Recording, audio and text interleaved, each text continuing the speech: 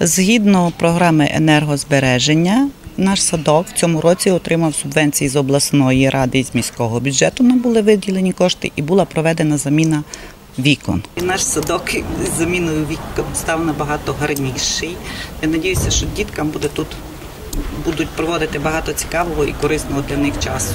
В перспективі плануємо, що нам зроблять і нову котельню, і в нашому садочку буде завжди тепло.